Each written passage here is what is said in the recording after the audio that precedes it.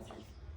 Hi, my name is Muzaffar Khan. I have 3 years of experience in software development using Java, Spring Boot, and React.js. Initial stage of my career, I joined as a full stack developer. I worked like both the domain of front end and back end.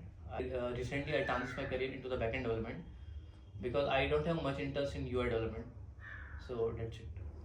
And what about your educational background? Yeah, I did my BTech in mechanical engineering, but after that I learned Java, Spring Boot, and like JDBC, Hibernate, and after that I transitioned my career into the software development.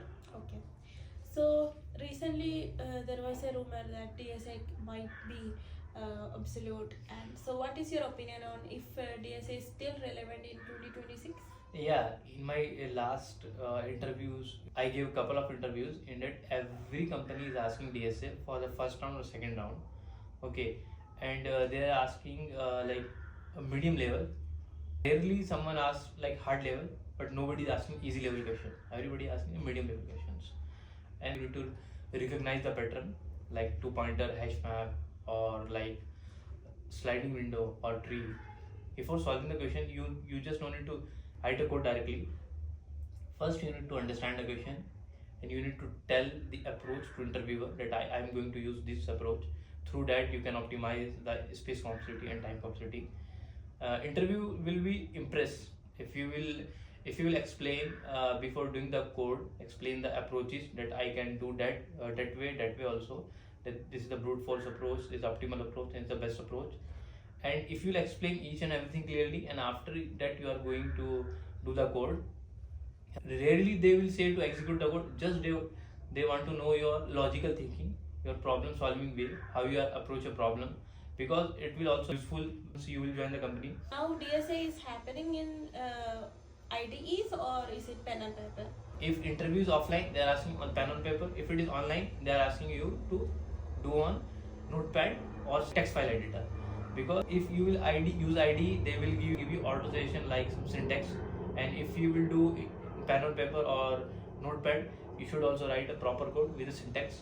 So they are checking each and everything, and they are checking your approach, like how you are going to solve this problem. That's it. And pseudocode important. They will ask to dry run.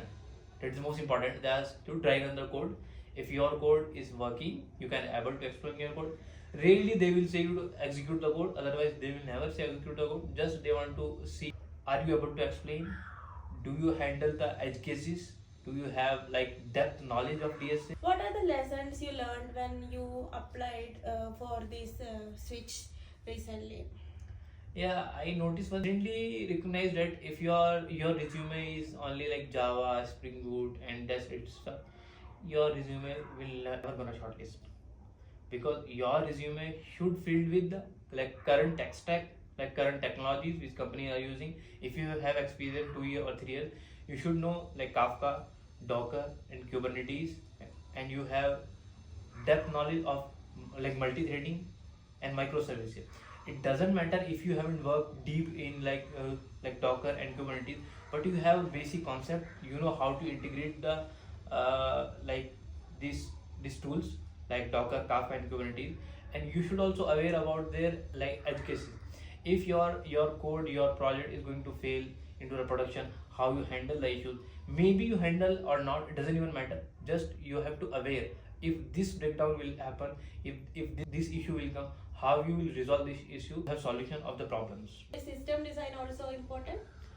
Yeah, they are asking system design. They will give you some any scenario. You need to explain their high level design and low level design approaches.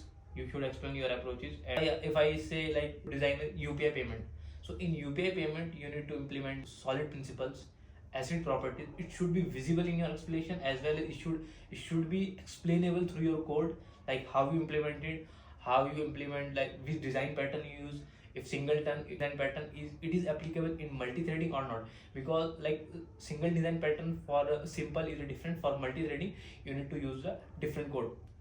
So this is very important. And now these days, like your code should be better performance, because performance is the most important thing you need to achieve in your code. Like it should not be data leakage, it should not be like reloading. Okay, and for that you need a lot of things like DB indexing, how you fetch data, and the caching, when caching is required, when you do the caching. Like if you're updating like bulk of data, if you upload at once, it will be like uh, taking too much time. So it should be like batch process, the batch processing. And another thing is like DB level you should also have. If you are going to backend development, not only Java, you have good knowledge in the database level. Now these days, if you think you have only only the like I know Java house concept, that's no. You should have deep knowledge and you should know their architecture. That's it. Okay, so in 2026 Pani SDE pile tha. roles, what concepts you need? She's taking too tough interview, buddy. So in 2020, 2026, we know that SDE interviews are getting more tougher, right? So what kind of concepts do we need to learn for if we are applying for backend development? Like I said, you should be aware about JVM architecture, how .java file converting to the .class file, how it's converting, how it make the platform. Maybe you think it is for like fresher, but you should know about it. Interviewer can ask. Next thing, I'll go serial wise. Next thing, they will ask OOPS concept, not only abstraction or polymorphism or encapsulation. You should explain through your project, like how you implemented a compile time polymorphism in your project, how you implement runtime polymorphism, how you achieve encapsulation in your project, how the inheritance work in your project. You should explain each and everything relevant to your project, how you optimize that one. Next thing is the most important thing is the multi-threading. What is the multi-core, the single core, how context switching is working, the role of context switching into the multi-threading. These things you should know. Like, and if I would say like data structure wise, you should know when we use like the concurrent hash map and hash map in between, and fail safe and fail fast iterator. These things is they asking too many questions on So that. some people have doubt that they haven't used Kafka during their work. So what can they do? Because Kafka and all are very important these days for shortlisting as well. Right? So If they haven't worked on that, they should learn through YouTube some project, and they should have hands-on experience. Okay, a proper note like concept like the consumer and topics and offset and partition. These things they should prepare well. They should build their project, and they should post about their project and their concept into a LinkedIn, so recruiter will get to know, and they will also come to talk or chase. are there any interviews wherein they ask to do live projects using all these concepts?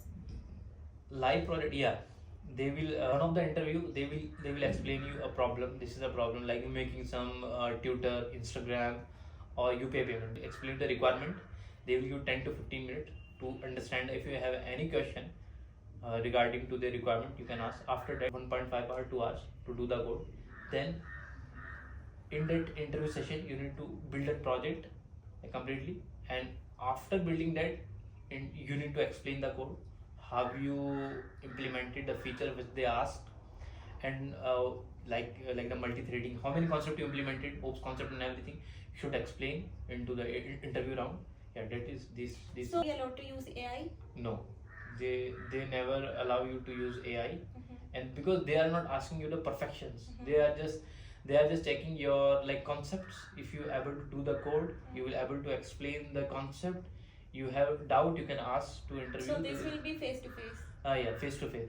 Maybe they will take only first round or second round, hardly third or fourth round or final round. Definitely they will take like they will take face to face, because nobody is going to trust you if you are giving interview offline. Sorry, online. ये बीच में Okay. So that's it.